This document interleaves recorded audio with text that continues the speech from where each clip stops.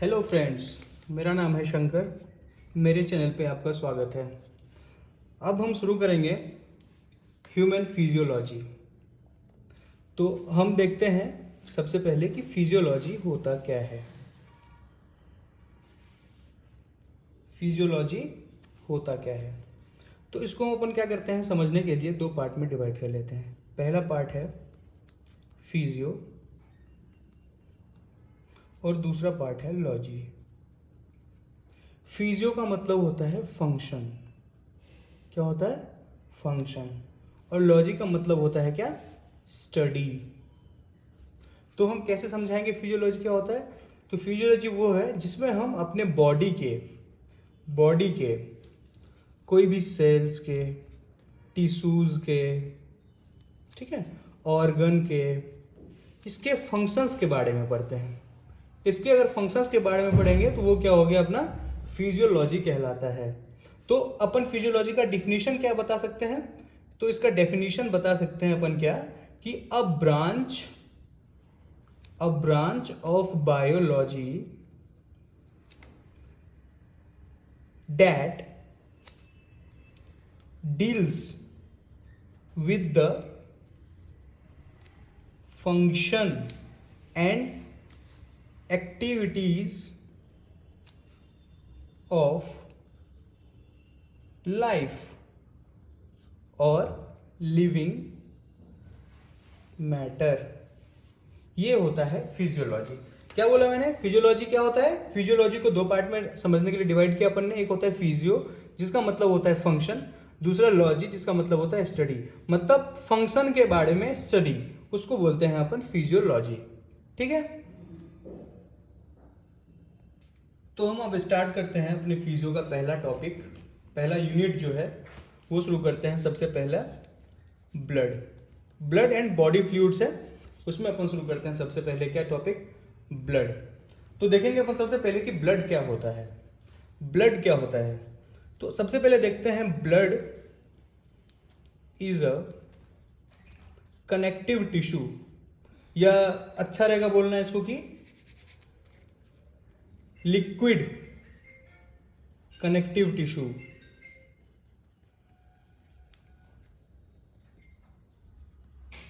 Blood is a liquid connective tissue. मतलब मैंने connective tissue क्यों बोला इसको? क्योंकि बॉडी में ब्लड क्या करता है, बहुत सारे सेल्स ऑर्गन्स को एक दूसरे से कनेक्ट करके रखता है, इसलिए इसको मैंने बोला क्या? Connective tissue. तो ब्लड क्या है? एक लिक्विड कनेक्टिव टिश्यू है। लिक्विड होता है ब्लड, ठीक है। तो ब्लड क्या है? एक लिक्विड कनेक्टिव टिश्यू है जो कैसे फ्लो करता है अपने बॉडी में। अपने बॉडी में कैसे फ्लो करता है blood? Flows in closed vascular system. Closed vascular system, closed vascular system में फ्लो करता है। क्लोज वस्कुलर सिस्टम मतलब क्या होता है? क्लोज वस्कुलर सिस्टम मतलब होता है आर्टरीज एंड वेन्स। ठीक है, तो क्या होता है ब्लड एक लिक्विड कनेक्टिव टिश्यू है जो फ्लो करता है क्लोज वस्कुलर सिस्टम में। क्लोज वस्कुलर सिस्टम मैंने इसलिए यहां पे मेंशन कर दिया क्योंकि बहुत सारे अदर वर्टिब्रेट्स में क्या होता है कि ओपन सर्कुलेटरी सिस्टम भी होता है। बहुत सारे अदर वर्टिब्रेट्स में ओपन सर्कुलेटरी सिस्टम भी होता है अदर बहुत सारे वर्टिब्रेट्स में, जैसे अपना कॉकरोच हो गया। ठीक है, कॉकरोच में ओपन सर्कुलेटरी सिस्टम होता है, उसमें आर्टरीज और वेन्स प्रेजेंट नहीं होते। ठीक है, तो ये हो गया अपना ब्लड का डिफिनेशन। कोई पूछे क्या होता है तो बताना है अपने को कि ब्लड जो है एक लिक्विड कनेक्टिव टिश्यू है जो फ्लो करता है कैसे? क्लोज वस्कुलर सिस्टम में फ्लो करता है आर्टरीज और वेन्स के थ्रू। ठीक है, अब अपन देख लेते हैं उसके बाद कि प्रॉपर्टीज क्या क्या है ब्लड की। ठीक है, ये मैं इरेज कर रहा हूं। नोट्स बनाना चाहें आप लोग नोट्स बना लें, क्योंकि एग्जाम के पर्पज से और आपके नॉलेज के पर्पज से बहुत ज़्यादा इंपॉर्टेंट होने वाला है। और अगर आपने बेसिक ब्लड नहीं समझा तो फिर आगे आपको कुछ समझ नहीं आने वाला है। तो अब हम शुरू करते हैं। सबसे पहले क्या? प्रॉपर्टीज, कि ब्लड की प्रॉपर्टीज क्या क्या होती हैं। ब्लड की प्रॉपर्टीज क्या क्या होती है, तो सबसे पहली प्रॉपर्टीज अपन देखें तो होता है कलर। तो अपना क्या हुआ? कलर क्या होता है इसका? रेड कलर का होता है ब्लड, अपने को पता है। उसके बाद मैंने बताया कि जैसे ही अपने बॉडी में जो होता है ब्लड, वो दो चीजों से फ्लो करता है। पहला किससे? आर्टरी से। ठीक है, तो आर्टरी में क्या होता है? आर्टरी में जो ब्लड होता है ना, उसका कलर जो होता है वो होता है स्कारलेट रेड। ठीक है, क्यों? क्योंकि इसमें ऑक्सीजन ज्यादा होता है। आर्टरी का ब्लड का कलर कैसा होता है? स्कारलेट रेड, क्योंकि उसमें ऑक्सीजन ज्यादा होता है। और जो अपनी वेन्स हैं, जो अपनी वेन्स हैं, वेन्स में कैसा कलर होता है? Purple red. कैसा होता है? Purple red. क्यों? क्योंकि इसमें कार्बन डाइऑक्साइड ज्यादा होता है। तो पहली प्रॉपर्टीज हो गई कलर। कलर में क्या? रेड इन कलर होता है, अपना ब्लड रेड इन कलर होता है, जिसमें आर्टरीज में scarlet red due to because of high oxygen, और वेन्स में purple red because of high carbon dioxide. ये हो गई पहली प्रॉपर्टीज। अब देखते हैं अपन दूसरी प्रॉपर्टीज।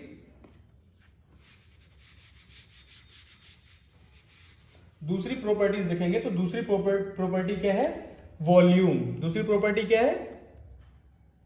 वॉल्यूम। तो ब्लड जो होता है ना एडल्ट में, जो एडल्ट होते हैं उसमें मेनली 5 लीटर्स ऑफ ब्लड होते हैं। कितने होते हैं? 5 लीटर ब्लड होता है प्रेजेंट। लेकिन ये देखते हैं किसमें होगा? ये एडल्ट में होगा। किसमें होगा? एडल्ट में। वो भी एडल्ट मेल की बात अगर हम कर दें तो उसमें 5 लीटर होता है। वहीं अगर हम एडल्ट फीमेल की बात कर दें, एडल्ट फीमेल में, तो उसमें 4.5 लीटर्स ब्लड होते हैं। कितने होते हैं? 4.5 लीटर्स ब्लड प्रेजेंट होते हैं एडल्ट फीमेल में। और जो न्यू बॉर्न बेबीज होते हैं, ये बहुत इंपॉर्टेंट क्वेश्चन बनता है आगे एआई पीजीटी में, कि न्यू बॉर्न बेबीज में कितने ब्लड प्रेजेंट होते हैं? तो उसमें प्रेजेंट होता है 450 ml। कितना होता है? 450 ml ब्लड प्रेजेंट होता है। तो ये दूसरी प्रॉपर्टीज हो गई ब्लड की। पहली प्रॉपर्टीज क्या हुई? अपन ने देख लिया, पहली प्रॉपर्टीज क्या थी? कलर। अब दूसरा है वॉल्यूम। वॉल्यूम कितना होता है? एडल्ट मेल में 5 लीटर, एडल्ट फीमेल में कितना होता है? 4.5 litre, and new born babies जो होते हैं उसमें 450 ml या 450 ml ब्लड प्रेजेंट होता है। ठीक है, उसके बाद हम देखेंगे तीसरी प्रॉपर्टीज। तीसरी प्रॉपर्टी अब मैं अपन देखेंगे सबसे पहले क्या, कि इसका रिएक्शन कैसा होता है। रिएक्शन मतलब इनका नेचर कैसा होता है। तो ब्लड जो होता है ना वो एल्कलाइन नेचर का होता है, स्लाइटली एल्कलाइन नेचर का होता है, स्लाइटली एल्कलाइन नेचर। एल्कलाइन मतलब होता है अपना क्या? बेसिक। एल्कलाइन मतलब क्या होता है? बेसिक नेचर का होता है, जिसमें इसका पीएच कितना होता है? पीएच कितना हो गया? पीएच ऑफ ब्लड कितना हो गया? 7.4। ये बहुत इंपॉर्टेंट क्वेश्चन है, इसको आप टिक याद कर लेना कि ब्लड का पीएच कितना होता है? 7.4 होता है। तो रिएक्शन क्या हो गया अपना? स्लाइटली एल्कलाइन हो गया। स्लाइटली एल्कलाइन हो गया मतलब बेसिक, और पीएच कितना हो गया इसका? 7.4 हो गया इसका। ठीक है, अब हम देखेंगे चौथी प्रॉपर्टीज है अपना, चौथी प्रॉपर्टीज हो गया अपना क्या? Specific gravity. स्पेसिफिक ग्रेविटी अगर देखें तो इसमें 3 टाइप की स्पेसिफिक ग्रेविटी। सबसे पहला होता है कि टोटल ब्लड की स्पेसिफिक ग्रेविटी कितनी होती है? तो वो होती है 1.052 टू 1.061। क्या बोला मैंने? 1.052 टू 1.061। ये होता है टोटल ब्लड की। अगर स्पेसिफिक ग्रेविटी देखेंगे तो वो ये होता है। और अगर हम देखें किसकी? ब्लड सेल्स की। ब्लड सेल्स मतलब क्या समझते हैं? ब्लड सेल्स मतलब हो गया आरबीसीज, डब्ल्यूबीसीज, ठीक है, प्लेटलेट्स, ये सब हो गया ब्लड सेल। इनकी कितनी होती है? इनकी स्पेसिफिक ग्रेविटी होती है 1.092 टू 1.101। ठीक है, ये होता है ब्लड सेल्स की स्पेसिफिक ग्रेविटी। और अगर हम देखें प्लाज्मा की, जो अपनी प्लाज्मा होती है ना ब्लड में, प्लाज्मा का कितना होता है? प्लाज्मा का होता है 1.022 टू 1.026। ये स्पेसिफिक ग्रेविटी हो गया।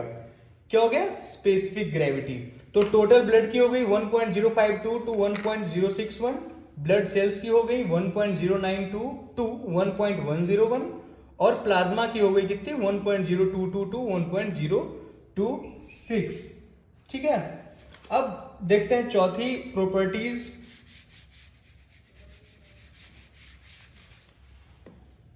चार प्रॉपर्टीज हो गई, अब देखते हैं पांचवी प्रॉपर्टीज जो है क्या, विस्कोसिटी। विस्कोसिटी, विस्कोसिटी मतलब क्या होता है, गाढ़ापन। विस्कोसिटी मतलब क्या होता है, गाढ़ापन। तो ब्लड क्या होता है, ब्लड जो होता है 5 टाइम्स विस्कस देन वाटर। मतलब ब्लड इज, क्या हुआ viscosity, blood is 5 times more viscous than water. और ये होता क्यों है, क्योंकि इसमें आरबीसीज प्रेजेंट होती हैं, ठीक है, प्लाज्मा प्रोटीन्स प्रेजेंट होती हैं। अब ये सब क्या होता है, ये आगे अपन आगे के वाले वीडियो में देखेंगे, लेकिन इतना समझ लेते हैं कि विस्कोसिटी जो होती है ब्लड की ज्यादा होती है वाटर से। कितना गुना, 5 गुना ज्यादा विस्कोसिटी होता है ब्लड की वाटर से। क्यों, क्योंकि उसमें आरबीसीज प्रेजेंट होती हैं और उसमें प्लाज्मा प्रोटीन्स प्रेजेंट होती हैं। ठीक है, ये हुआ प्रॉपर्टीज ब्लड का। तो अब हम शुरू करते हैं क्या, कि कॉम्पोजिशन ऑफ ब्लड। क्या शुरू करेंगे हम, composition of blood. Composition of blood का मतलब क्या हो कि ब्लड में क्या क्या चीजें प्रेजेंट होती हैं, वो हुआ कॉम्पोजिशन ऑफ ब्लड। तो ब्लड में जो होता है ना, फॉर्म्ड एलिमेंट्स प्रेजेंट होते हैं। क्या प्रेजेंट होते हैं, फॉर्म्ड एलिमेंट्स। और हम फॉर्म्ड एलिमेंट्स बोलते किसको हैं, फॉर्म्ड एलिमेंट्स हम बोलते हैं आरबीसी को, डब्ल्यूबीसी को और प्लेटलेट्स को। ठीक है, तो कॉम्पोजिशन ऑफ ब्लड में सबसे पहले क्या गया, 3 फॉर्म्ड एलिमेंट्स हो गए। क्या क्या, आरबीसी हो गया, डब्ल्यूबीसी हो गया, प्लेटलेट्स हो गया, और क्या प्रेजेंट होता है इसमें, प्लाज्मा प्रेजेंट होता है। क्या प्रेजेंट होता है, प्लाज्मा प्रेजेंट हो गया।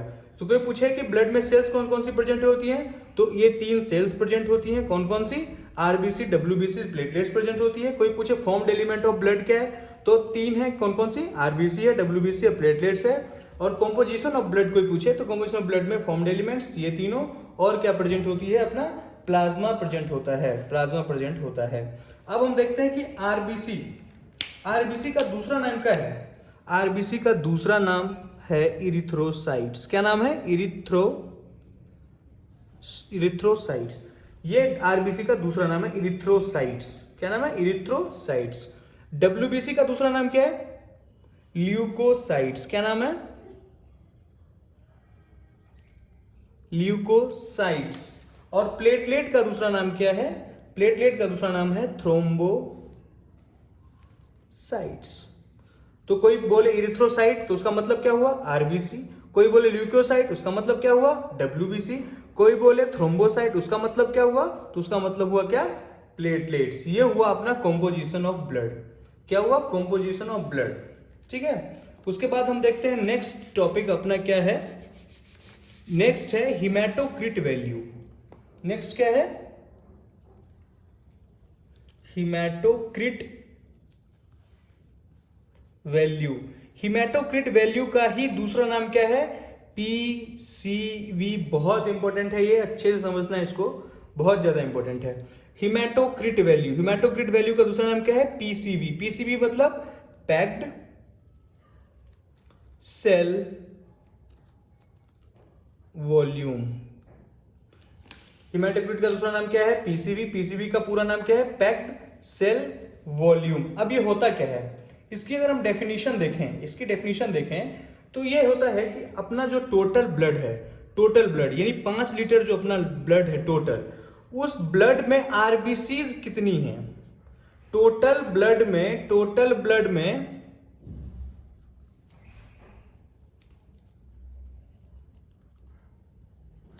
टोटल ब्लड में आरबीसीज कितनी हैं, उसको अगर हम परसेंटेज में डिनोट करें, टोटल ब्लड में आरबीसीज कितने, उसको अगर हम परसेंटेज में डिनोट करें, उसको हम बोलते हैं हिमेटोक्रिट वैल्यू, या उसी को हम बोलते हैं पीसीवी। ठीक है, तो डेफिनेशन क्या हो गया, hematocrit is the value of RBC in blood expressed in percentage is known as hematocrit value. इसी को पीसीवी भी बोलते हैं। और इसकी जो नॉर्मल वैल्यू है, नॉर्मल वैल्यू है वो होता है 45%। कितना होता है? 45% होता है, ये नॉर्मल वैल्यू है। कोई पूछे पीसीवी कितना होता है, पीसीवी, तो अपने को बता देना 45%। हिमेटोक्रिट वैल्यू कितनी होती है, हिमेटोक्रिट वैल्यू वो बता देना अपने को 45%। ठीक है, उसके बाद हम देखते हैं प्लाज्मा क्या होता है। अब हम क्या देखेंगे, प्लाज्मा होता क्या है।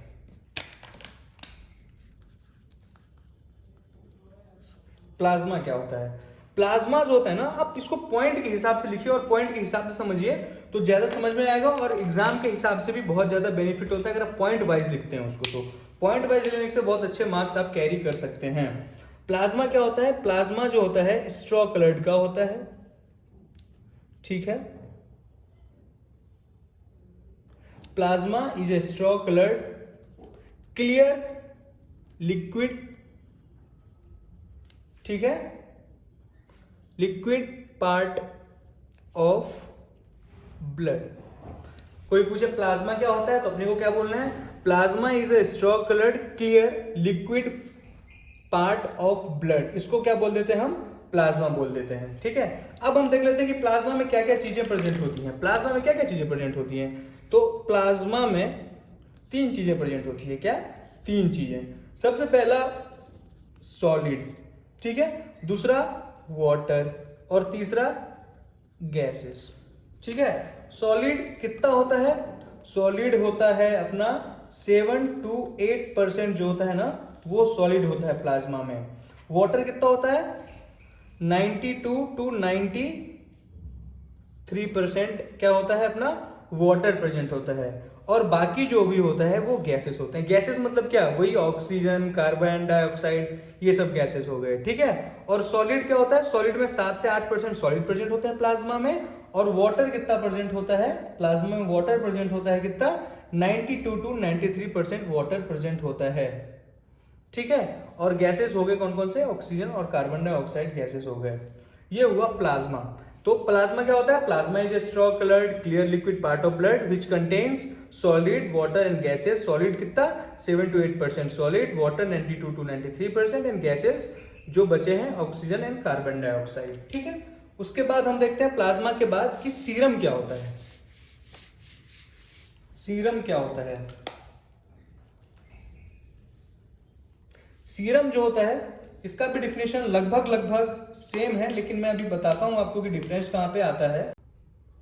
ठीक है, सीरम क्या होता है, सीरम एक क्लियर जो होता है क्लियर फ्लूइड, ठीक है, जो स्ट्रॉ कलर्ड का होता है, जो ऊज आउट करता है कहां से, which oozes out from blood clot, which oozes out from blood clot. जब ब्लड की क्लॉटिंग होती है ना, जब ब्लड की क्लॉटिंग होती है, अपन आगे मैकेनिज्म पढ़ेंगे पूरी, तो उसमें क्या होता है, फिब्रिनोजन जो है, फिब्रिनोजन वो किस में कन्वर्ट हो जाती है, फिब्रिन में। मतलब अपने ब्लड में जो है फिब्रिनोजन वो इनएक्टिव फॉर्म में प्रेजेंट होता है। किस फॉर्म में, इनएक्टिव फॉर्म में प्रेजेंट होता है। और जब ब्लड क्लॉट होता है तो वो कन्वर्ट हो जाता है फिब्रिन में, वो कन्वर्ट हो जाता है फिब्रिन में। उसके 45 मिनट के बाद, आफ्टर 45 मिनट्स अप्रॉक्स,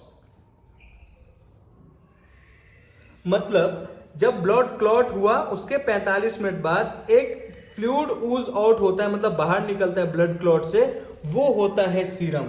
मतलब प्लाज्मा और सीरम में फिर देखेंगे कि डिफरेंस क्या है। तो वो होता है कि सीरम क्या है, सीरम जो होता है वो होता है plasma, plasma minus fibrinogen.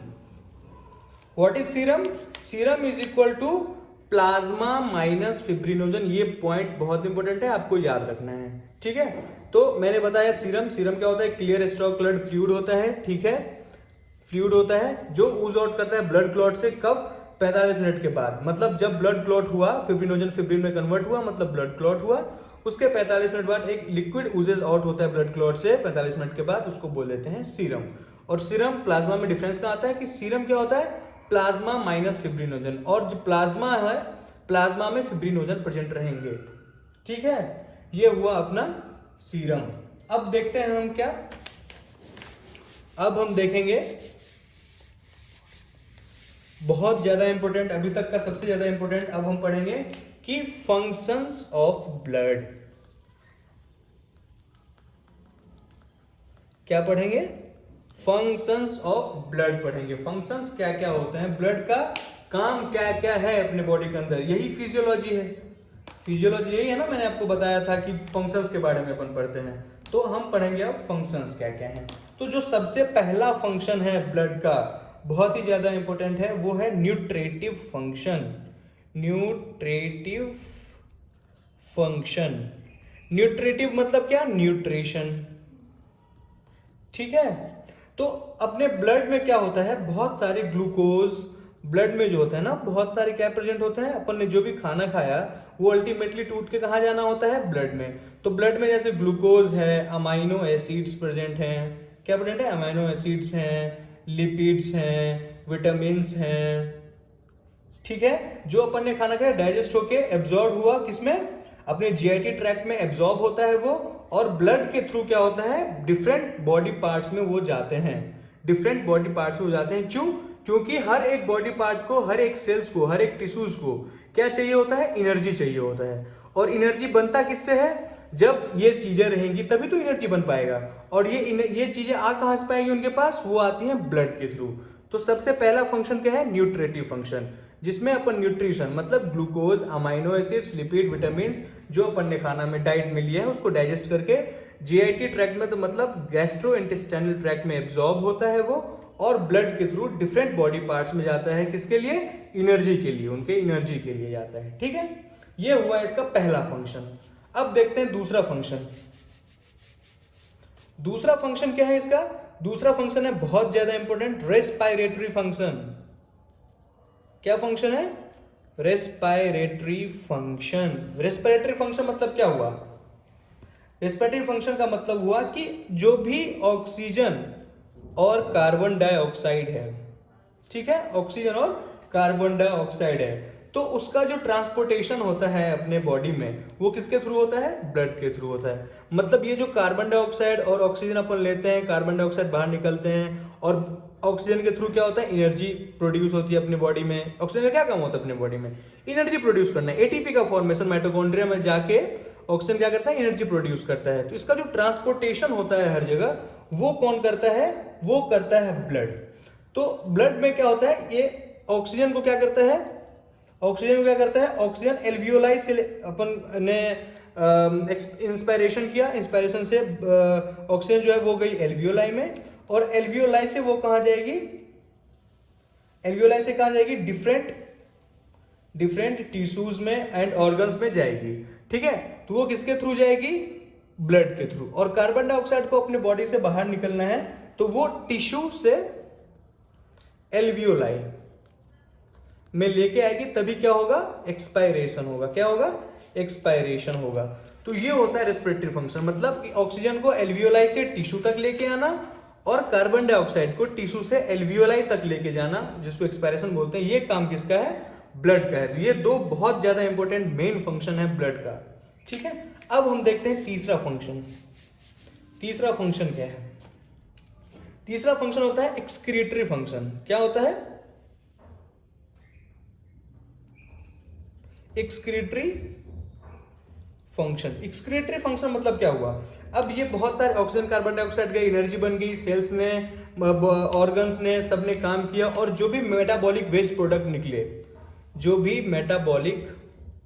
Metabolic waste product body से निकला, वो कौन लेके जाएगा? रिमूव करेगा? ब्लड करेगा। ठीक है, जैसे मेटाबॉलिक वेस्ट प्रोडक्ट, यूरिन बना, यूरिन में जो भी वेस्ट प्रोडक्ट है, जो किडनी में यूरिन फिल्टर होता है किडनी में, ठीक है, स्किन, ठीक है, लीवर, और जो भी बाकी चीजों, इन सब से, किडनी से, स्किन से, लीवर से जो भी मेटाबॉलिक वेस्ट प्रोडक्ट निकलता है वो किसके थ्रू निकलता है? ब्लड के थ्रू निकलता है।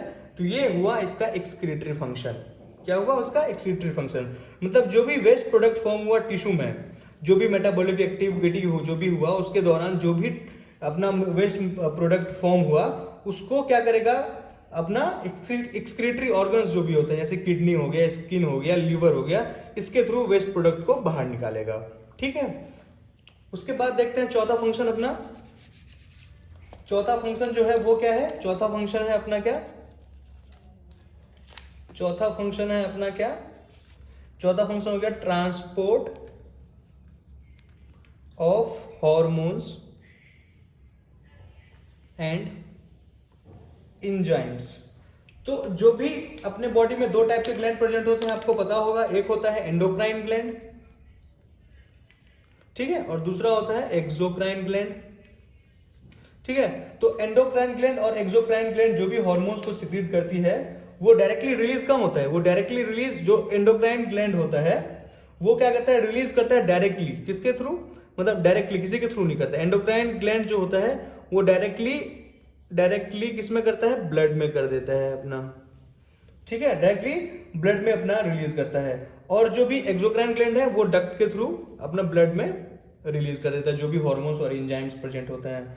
तो हार्मोन्स और एंजाइम्स को टारगेट ऑर्गन, जहां उस हार्मोन, जहां उस एंजाइम का यूज होने वाला है जिस भी ऑर्गन्स में, वहां पे टारगेट ऑर्गन के पास अपने हार्मोन्स को और एंजाइम्स को ब्लड लेके वहां तक जाता है, ठीक है। ये एक चौथा फंक्शन है। उसके बाद देखते हैं पांचवा फंक्शन। पांचवा फंक्शन क्या है, पांचवा फंक्शन है रेगुलेशन ऑफ वाटर बैलेंस। क्या है, रेगुलेशन ऑफ वाटर बैलेंस। जैसा कि देखा था अपन ने कि वाटर जो होता है ब्लड में बहुत ज्यादा प्रेजेंट होता है और अपने बॉडी में जो प्रेजेंट होता है वाटर, उसके रेगुलेशन में बहुत ज्यादा हेल्प करता है कौन, अपना ब्लड हेल्प करता है रेगुलेशन ऑफ वाटर में, ठीक है। और इसी में रेगुलेशन ऑफ वाटर हो गया, regulation of acid base balance हो गया। एसिड बेस जो होता है बफर का काम, जो बफर का काम होता है एसिड बेस में, जो हीमोग्लोबिन प्रेजेंट होता है ब्लड में वो काम करता है इसका, ठीक है। उसके बाद बात करेंगे बॉडी के टेम्परेचर में, तो स्पेसिफिक हीट जो बॉडी में प्रेजेंट होता है, जो अपना थर्मोरेगुलेटरी मैकेनिज्म है अपने बॉडी में, ठीक है, heat loss centre, heat gain centre जो है वो थैलेमस में प्रेजेंट होता है, आगे पढ़ेंगे अपन ये सब कुछ, तो उसको मेंटेन करता है, ठीक है। ये भी इस ब्लड के फंक्शंस होते हैं। अब देखते हैं एक फंक्शन और बॉडी का, ब्लड का, क्या छठा, वो है अपना स्टोरेज फंक्शन। क्या है, स्टोरेज फंक्शन। तो जैसे क्या हो गया, जैसे हो गया वाटर, प्रोटीन्स, वही जो चीजें एनर्जी के लिए रिस्पॉन्सिबल होती हैं, ग्लूकोज हो गया, सोडियम हो गया, पोटेशियम हो गया, ये क्या होता है, हर टिश्यू को कॉन्स्टेंटली रिक्वायर होता है। मतलब हमेशा बॉडी को एनर्जी चाहिए, एनर्जी चाहिए तो वाटर चाहिए, वाटर चाहिए, प्रोटीन चाहिए, ग्लूकोज चाहिए, सोडियम चाहिए, पोटेशियम चाहिए, बाकी चीजें भी चाहिए। तो कॉन्स्टेंटली बॉडी को, टिश्यू को ये चीजें चाहिए। और जो भी चीजें यूज हो जाती हैं उसके बाद जो होता है स्टोर करके, जो भी स्टोर करके कहाँ रखता है ये सब, ब्लड में।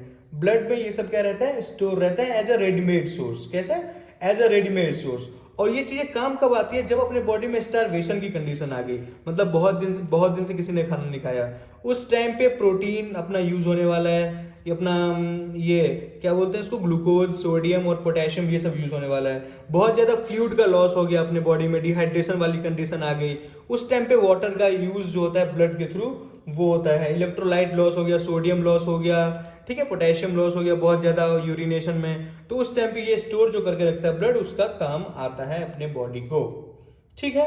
उसके बाद अपन देखते हैं लास्ट फंक्शन जो होता है, एक और फंक्शन, ठीक है, वो होता है क्या, डिफेंसिव फंक्शन।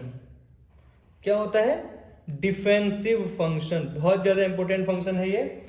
तो मैंने बताया था फॉर्म्ड एलिमेंट्स में कि WBC, तो मेन रोल जो होता है डिफेंस फंक्शन में, डिफेंस मतलब क्या, कोई भी फॉरेन एलिमेंट्स अपने बॉडी के अंदर आया, ठीक है, तो बॉडी क्या करती है, उसको प्रोटेक्ट करती है, डिफेंस करती है अपने आप को कि उस फॉरेन एलिमेंट से बचाया जाए, वो काम होता है WBC का, ठीक है। तो WBC मतलब क्या होता है, white blood cells, white blood cells, ये रिस्पॉन्सिबल होता है किसके लिए, डिफेंसिव फंक्शन के लिए, ठीक है। अब ये जो WBC के टाइप्स अपन आगे देखेंगे, लेकिन अभी आप इतना समझ लें कि जो न्यूट्रोफिल्स एंड मोनोसाइट्स होते हैं, न्यूट्रोफिल्स और मोनोसाइट, ये क्या करता है, बैक्टीरिया जो भी बॉडी के अंदर आई उसको क्या करती है, इनगल्फ कर लेती है। इनगल्फ मतलब निगल जाना, किसके थ्रू, फैगोसाइटोसिस के थ्रू, किसके थ्रू, फैगोसाइटोसिस के थ्रू।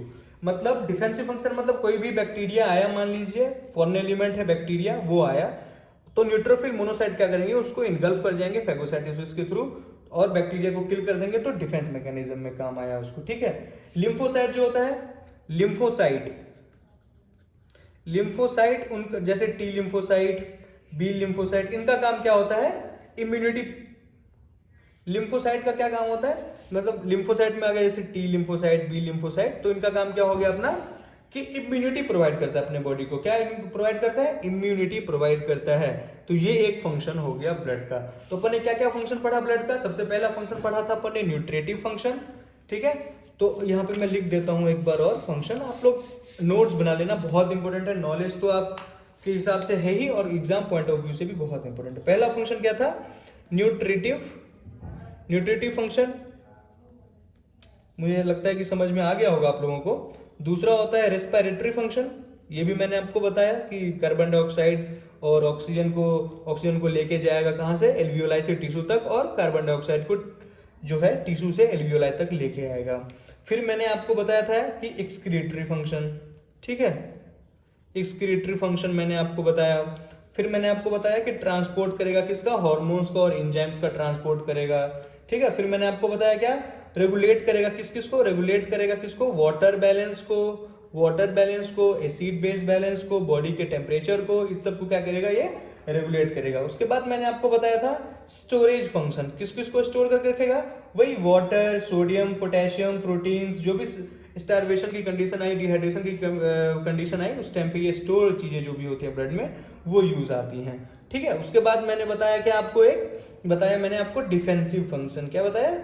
Defensive function. तो इसमें डब्ल्यूबीसीज जो होते हैं, डब्ल्यूबीसीज मेनली न्यूट्रोफिल्स, मोनोसाइट, वो क्या करते हैं? इनगल्फ कर लेते हैं फेगोसाइटोसिस के थ्रू बैक्टीरिया को, और बैक्टीरिया को किल कर देते हैं। और जो अपना लिम्फोसाइट है, लिम्फोसाइट वो क्या करते हैं? लिम्फोसाइट वो इम्यूनिटी प्रोवाइड करते हैं। ये हो गया फंक्शंस ऑफ ब्लड।